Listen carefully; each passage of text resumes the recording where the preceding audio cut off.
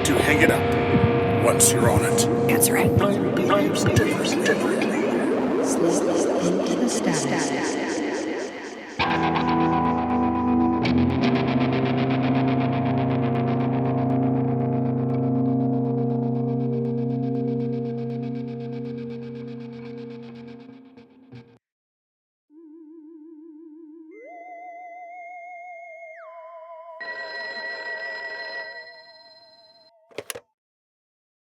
Hello? Hello, Sam. Always the hesitant hello, then silence before you speak again.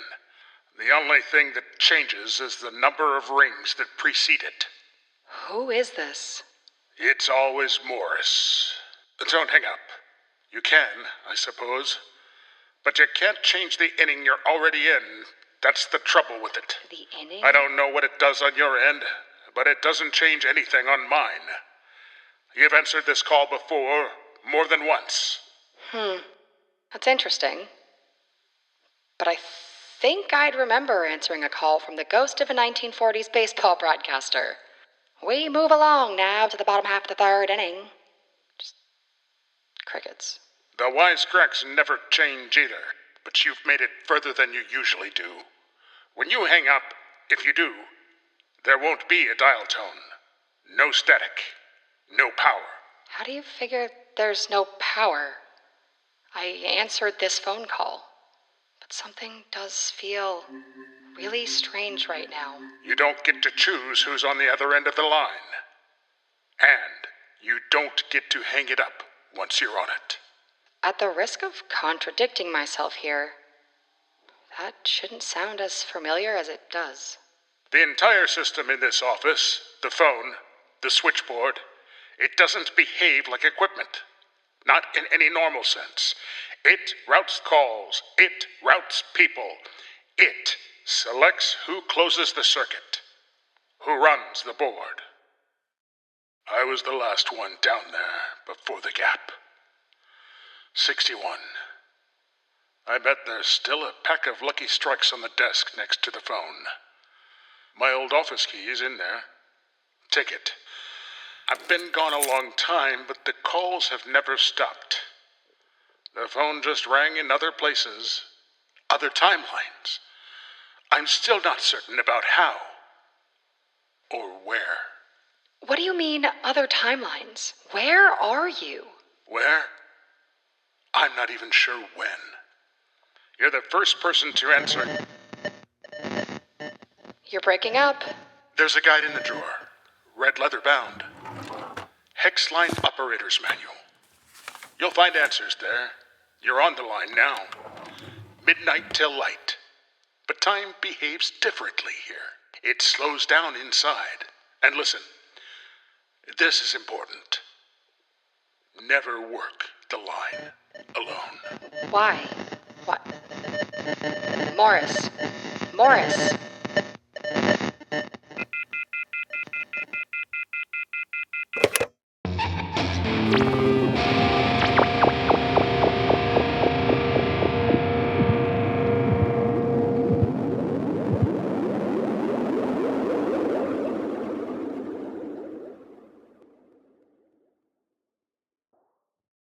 It's after midnight. The veil is thin. I'm your host, Sam Halen, clocking in for the night shift on the Hex Line.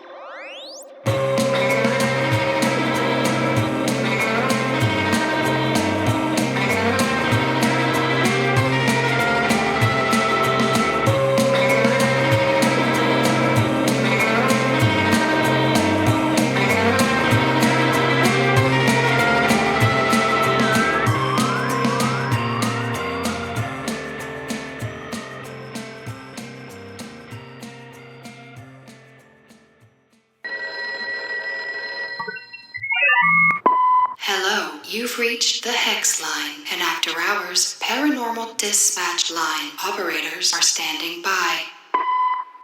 Hi, my name is Christine, and I work at a university library digitizing old medical records for a hospital.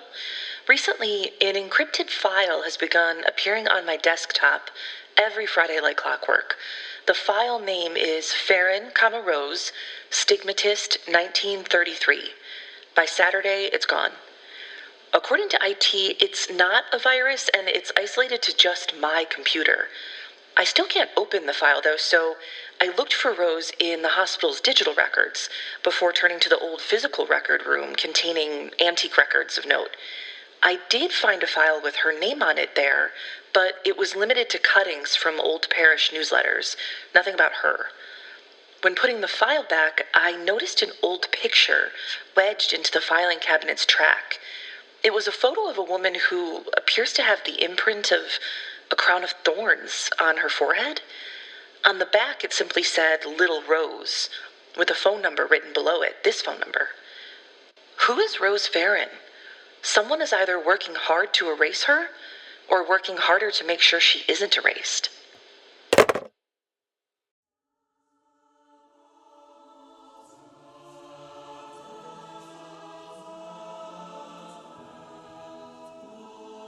Rose Ferron's life began on May 24, 1902, in Saint-Germain-de-Grantham, Quebec. As her father, Jean-Baptiste, plowed the fields, her mother, Rose de Lima, exited their modest home and made her way across the street to the barn to feed the animals. As she entered the barn, she felt it. The unmistakable pain of a contraction and the warm rush of blood. Beginning to hemorrhage, she crawled atop a pile of hay made soft with linen, and it was there, in the stable, not unlike Jesus' own arrival, that little Rose would take her first breath. Rose was born the 10th child of 15 to de Lima and Jean, a supremely devout Catholic family. De Lima offered her life to God, and so too the lives of her children. Starting with her first child, she quietly dedicated each of the 15 to the corresponding mysteries of the Rosary, of which there are 20. The mysteries consist of 4 sets of meditations, and within each of the 4 sets exist 5 pivotal events from the life of Jesus and Mary. To pray the Rosary is to pray on the mysteries one at a time, often on specific days of the week. As the 10th child, Rose was dedicated to the 10th mystery, the Crucifixion. In 1906, the Ferron family would follow their patriarch in a move from Canada to Fall River, Massachusetts, where he sought work in New England's textile mills. Rose was 4 at the time, and like her mother, Rose was taken by the church. Though a bright and lively girl, she showed an unusual piety and devotion, preferring the stillness of prayer to playtime. By the time she reached age 6, the stillness began to speak. Family members and members of the church began to observe little Rose entering serene-like states, smiling faintly as if she were listening intently. Her face took on an almost luminous quality in those moments. Rose was experiencing visions of St. Anthony and the child Jesus. I saw the child Jesus carrying a cross, and he looked at me with grief in his eyes, she said. To test the veracity of her alleged connection with the patron saint of lost things, her siblings would hide toys and small items to test her, and by invoking St. Anthony, Rose could pinpoint their exact hiding place. Sadly, her devotion wasn't the only thing to distinguish Rose from her siblings and other children her age.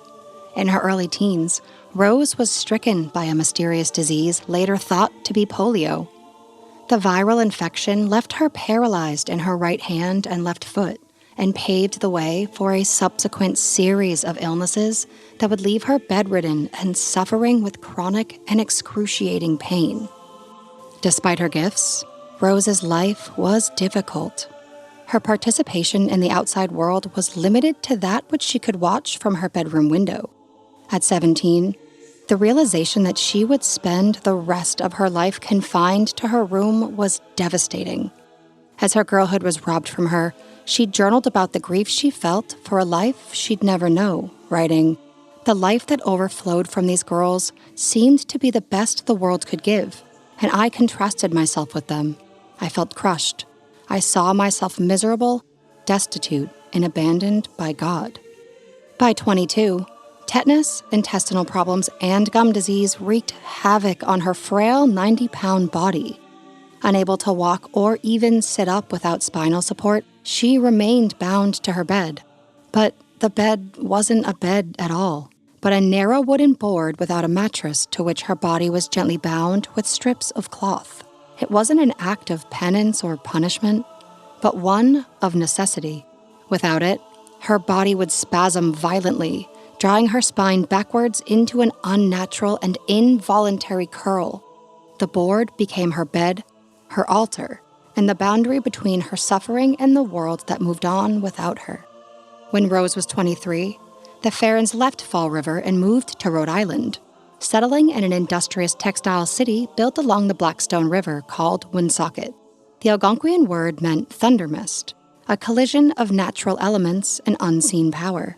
Fitting then that in 1926, right there in Woonsocket, the marks of the stigmata first appeared. A person marked with stigmata refers to one who is afflicted with the physical wounds, scars, or pains in the location corresponding to the wounds suffered by a crucified Jesus Christ. Usually 5 spots, 1 on each hand, 1 on each foot, and 1 on the side where many believed Christ was pierced with a spear. Rose's first wounds manifested on a Friday towards the end of 1926. Rose twisted in pain as thin red and purple welts appeared across her back, arms, and shoulders. The lines were symmetrical and raised as though pressed from beneath the skin. Witnesses compared the marks to whiplashes, but in her fragile physical state, self-flagellation was unlikely. By the time the marks were evaluated, they had vanished. With no idea who or what made those marks, her family felt hopeless. They were confused. Even more so when the marks began to reappear regularly. By Lent of 1927, the lashes gave way to something deeper. Fine circular punctures opened in Rose's hands and feet.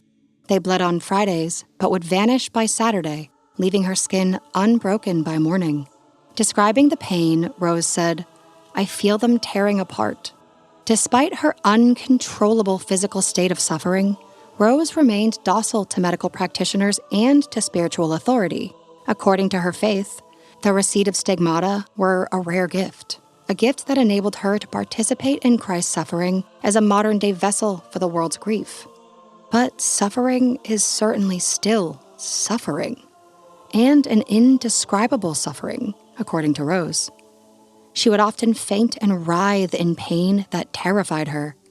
But nevertheless, when asked how she could suffer so greatly and yet still love Jesus with such conviction, Rose responded that the caresses of heaven are not like those of earth. Rose was also known to suffer from horrifying and unnatural hemorrhages of the eyes and mouth. Describing what he'd witnessed, Rose's spiritual director, Father Boyer, wrote, "The cavities of both eyes were filled to the brim. The night before, I asked her why she didn't wipe it away. She answered, 'By wiping it off, the skin is often taken along with it. But if I leave it, the blood dries and scales off the following day.' And still by leaving it, she felt the blood burning, as though it were an acid." A priest who examined her wounds described the blood as having a sweet-smelling odor unknown to him, somewhat like a perfume. And, not unlike a perfume, the scent would stay with him days after his hands were washed. "How is it that I lose so much blood when I have so little?" Rose asked. A friend of Rose attested to the crimson and gory scenes, writing, "After seeing my dear little Rose this morning, my heart is oppressed. Her poor eyes were bleeding, her entire face unrecognizable. She suffered so much that she could not keep her head still. Even the minister who brings her communion is so affected that he cannot speak and leaves right away." To those of Catholic faith, Rose's agony was described as a state of religious ecstasy or an altered state of spiritual consciousness. But others who came to witness would describe the scene as something more akin to an exorcism. In one of the more shocking accounts, Rose is described as laying calm in bed when suddenly something overtook her. Her right arm, which lay neatly atop her bedding, quickly snapped straight and shot out beside her. Her left arm, having been tied to her body to assist in stabilization, swung in the other direction, pulling the rope taut as it tightened around her. Her legs shot straight and Rose winced. She could do nothing but endure it.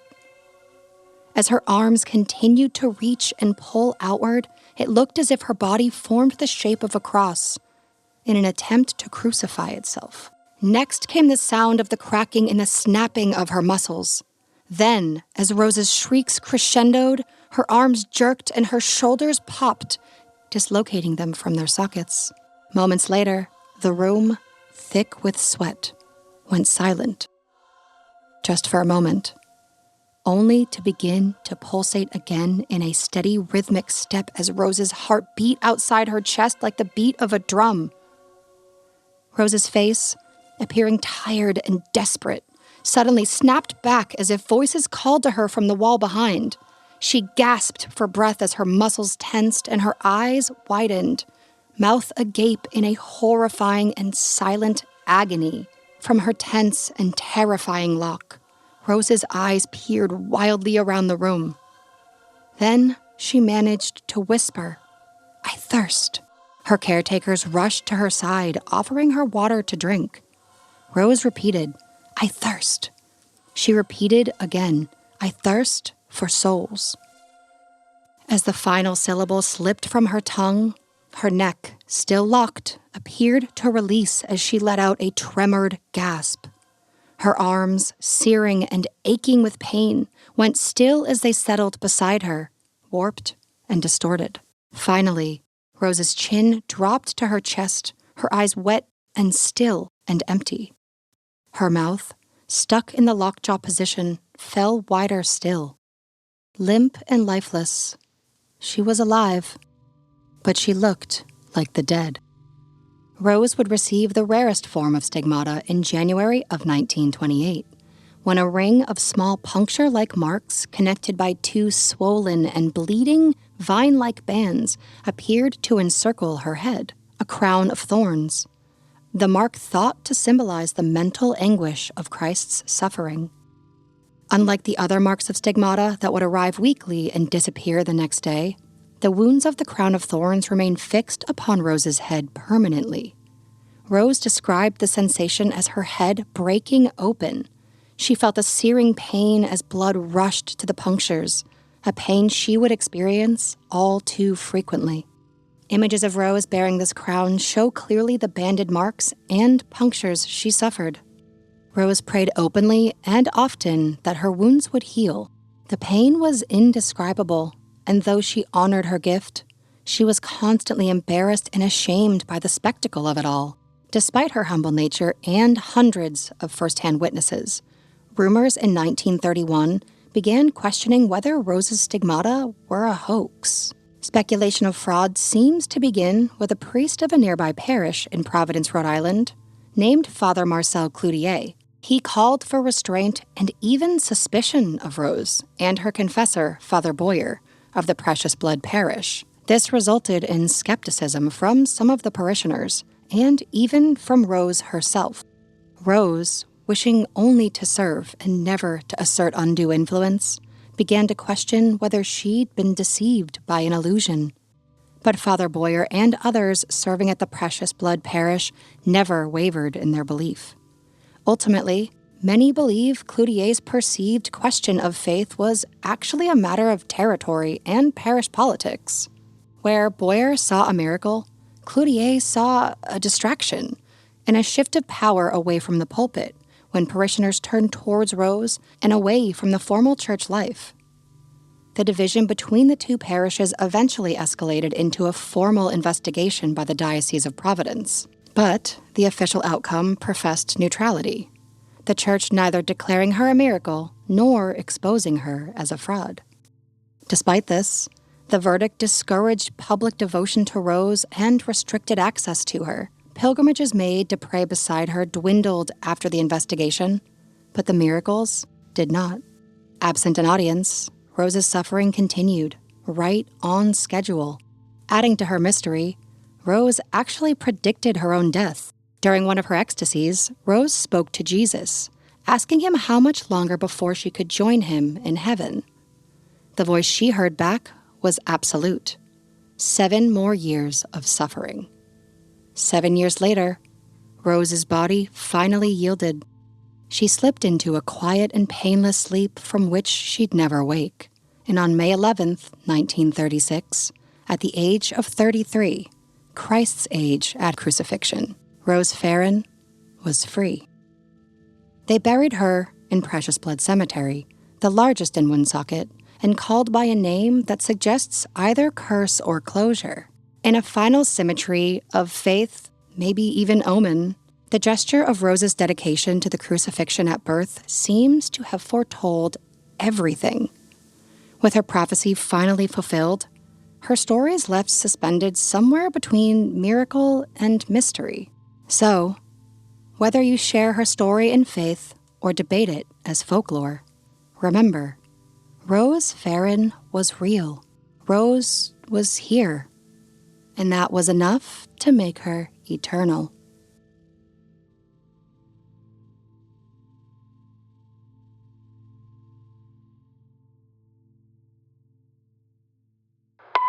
Hi, Christine. If the margins of faith and anatomy ever overlapped, they did so for Rose Ferron. It sounds like someone really is trying to cover or uncover her mystery, same as you. Why would someone want to hide her story? Well, the Vatican hides what threatens faith. Researchers bury what threatens credibility. Hospitals redact what threatens liability. When a miracle doesn't serve an institution, what happens to the stories of ordinary people living under extraordinary circumstances? Our file on her is closed for now, but I'll send an agent out to monitor your computer at work and to capture that file for extraction. I'm glad you found us. Hopefully we can find more on her. Hex Line is now closed. Please hold for casual hex.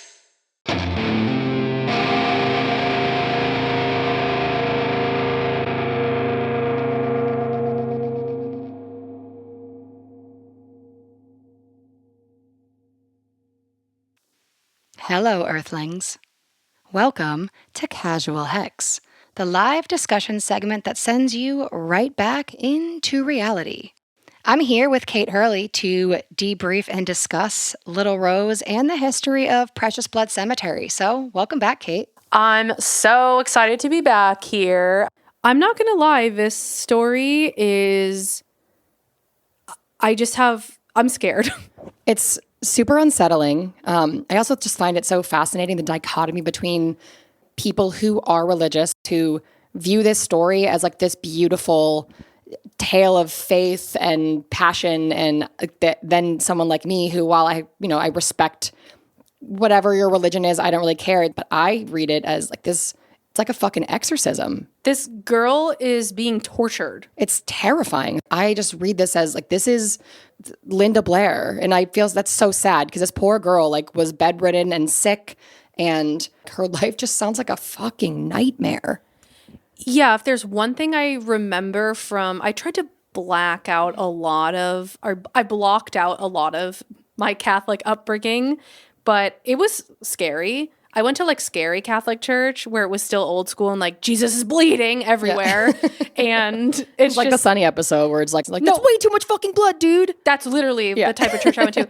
All I really remember is Catholics love to suffer. They love to, like you mentioned in the story, the self-flagellation. They love that. Yeah. They love bleeding. They love suffering. I'm so sorry if this is offensive to the people who are still Catholic. I will say, they did go so hard with the cathedrals and the stained glass. Oh, gorgeous. I mean, gorgeous. I went to the Vatican when I was in Italy a couple of years ago for my honeymoon. And I am so jealous. As a person, again, I'm not religious, but I love to learn about religion. I think it's terrifying and powerful, and going there is an undeniable energy in that space. Absolutely. Crazy. I do want to say, listening to this story, there's so many parts of it, and you've shown me now, we have some photos. They're actually terrifying. The photo of her with the crown of thorns, like it's very vivid in the photo. Nightmare fuel. And it remained after she died. That is something, how do you explain that? Like, what is the explanation of that photo other than it's a hoax? Also that it just stayed. And I think, there's a lot of things to break down because she had tetanus, which is terrifying in and of itself. Like, tetanus does explain lockjaw and As we're learning about this case, I'm thinking, what is a modern explanation of this? Like, what are the medical What about reasons? this? So they note in a few places that she had gum disease. Oh, And bleeding? there is a crazy connection between tooth issues and brain issues. Yes, I was going to say maybe she had some infection in her Exactly. brain. And I also worked in a dentist's office when I was in my early 20s. Why have you've lived everywhere and you've had every job. Every life possible.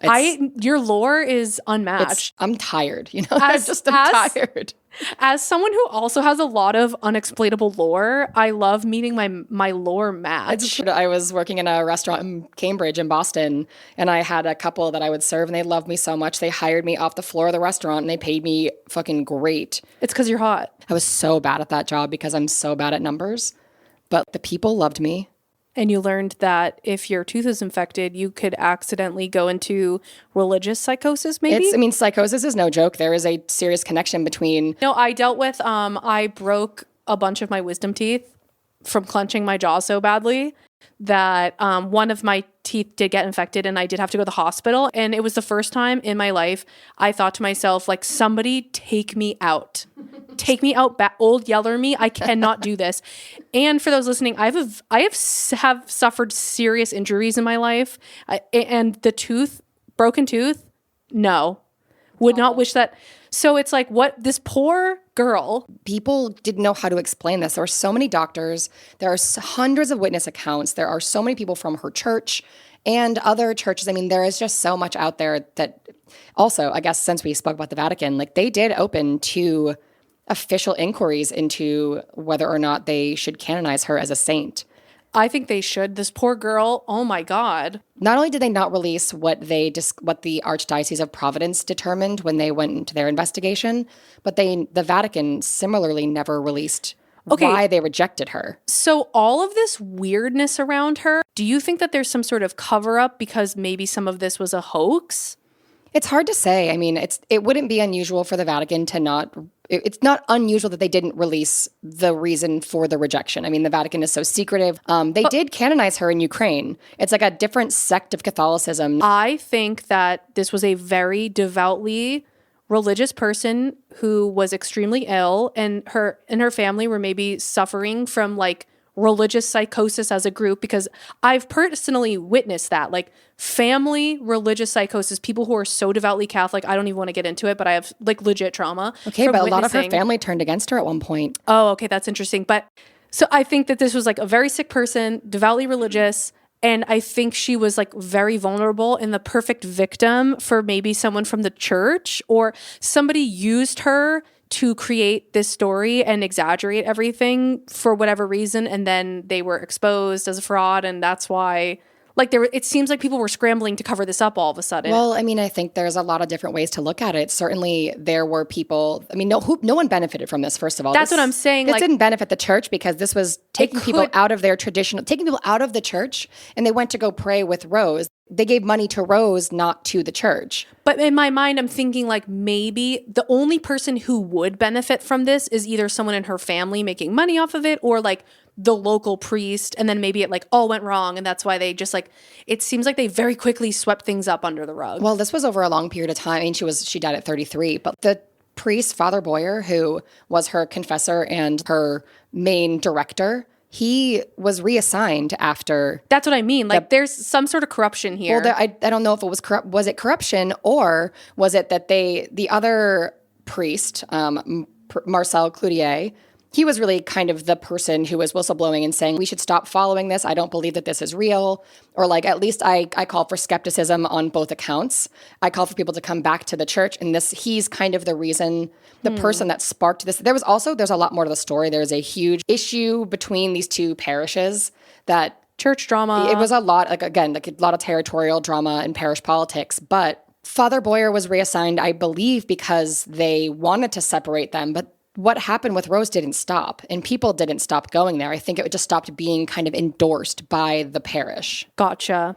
Well, obviously we're never going to know, but I love a conspiracy. So the second again, I'm taking the red string and I'm got the pictures on the board. It's hard to say. I think there's so much to say about all of the illness that she experienced, like the perpetual chronic sickness. And a lot of these things do explain a lot of her reactions. It doesn't explain a lot of the coincidences. And I don't know how much I believe in a coincidence. I believe there are no coincidences. She was dedicated to the 10th mystery. That's what kills me about this story. Like, that is crazy. Yeah. So, I went to her grave on Halloween. It's really underwhelming when you just given... There's a lot of people, there's all kinds of foundations that push for her canonization, but the gravestone itself is it's just a big flat gravestone. It does say Stigmatist on it. It's in French because it's a very French-Canadian city and very French-Canadian cemetery. Do people still leave little like tokens or anything at her grave? I actually saw on Etsy that people sell dirt from her grave, which is funny. But they have... My grandma would love that. Yeah, they have like these little plastic holders with pamphlets, and they put a pamphlet in Spanish and one in English. And people leave. I noticed like someone had left a rosary inside there. Someone had left like prayers and wishes in an envelope for her. That's so interesting. On behalf of their family. So it is, she's a big part of the city still. And there is a little museum to her. And at the end of the day, I just feel really sorry that her life had to just be suffering. Absolute misery.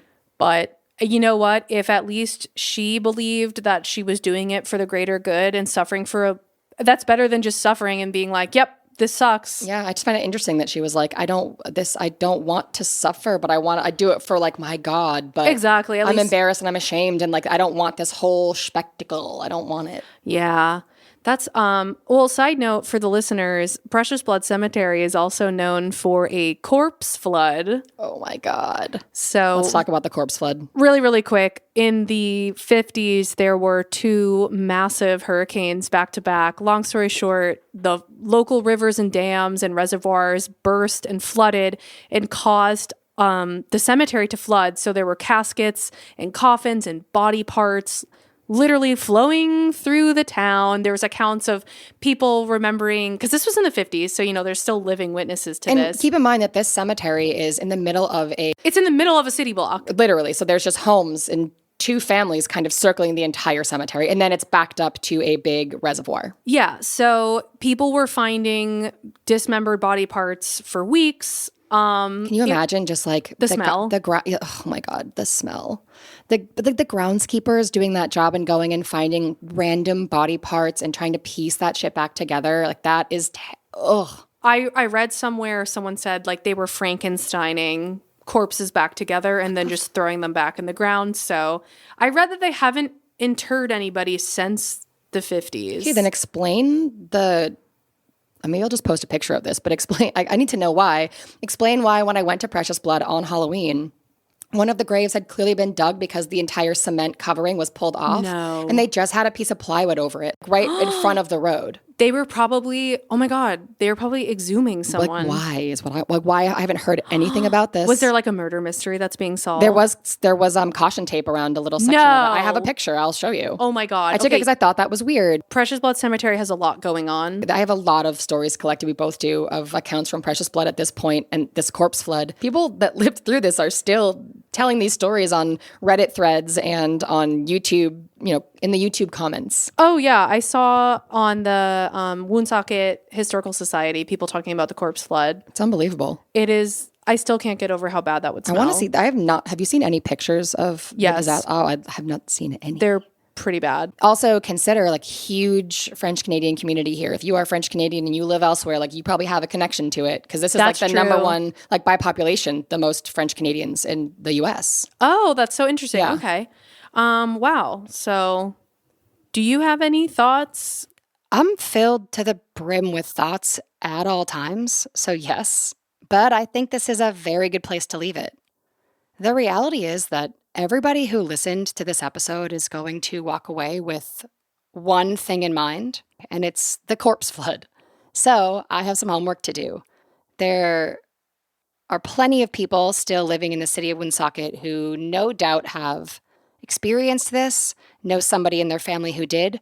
So I'm going to start collecting stories and I'm going to report back because the corpse flood's crazy. And even I want to know more.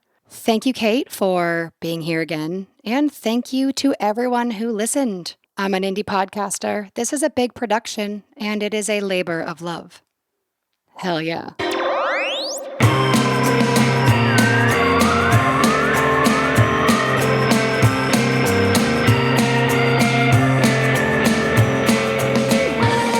Hex Line was created, written, edited, mixed, and produced by me, Sam Halen. Original music and mastering by Bill Shaner. Pre-launch production photography by Jesse Moss. Special thanks to Cait Hurley and to Nora Ridgway, who you heard play the role of Christine in the call at the top of our show.